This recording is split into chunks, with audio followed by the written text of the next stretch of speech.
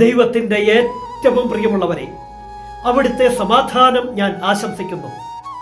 ഇന്ന് കർത്താവ് നമുക്ക് നൽകുന്ന ദൂത് സുഭാഷിതങ്ങൾ 11:11. സത്യസന്ധരുടെ മേലുള്ള അനുഗ്രഹത്താൽ നഗരം ഉത്കർഷം പ്രാപിക്കുന്നു, ദുഷ്ടരുടെ വാക്കു നിമിത്തം അത് അധപ്പതിക്കുന്നു. നമ്മെ നയിക്കുന്ന ഒരു സത്യം ഉണ്ടാകണം. ആ സത്യത്തിന്റെ വെളിച്ചത്തിലായിരിക്കണം നാം മുന്നോട്ട് പോകുന്നത്. ആ സത്യ ദൈവം നമുക്ക് വാക്കാകണം, വഴിയാകണം. എങ്കിൽ അങ്ങനെയുള്ള മനുഷ്യരുടെ മേലുള്ള അനുഗ്രഹത്താൽ നഗരം ഉത്കർഷം പ്രാപിക്കും. നഗരം മാത്രമല്ല, ഗ്രാമങ്ങളും സമൂഹങ്ങളും കുടുംബങ്ങളും ഉത്കർഷം പ്രാപിക്കും, ഉയരും.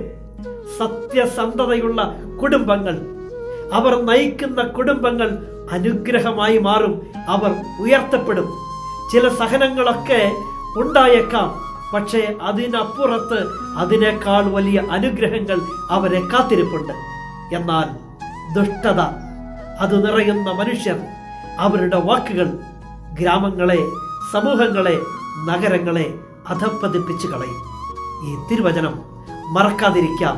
ആ സത്യം നമ്മെ എന്നും നയിക്കട്ടെ. അതിന് നിന്റെ ദൈവം നിന്നെ സമൃദ്ധിയായി അനുഗ്രഹിക്കട്ടെ.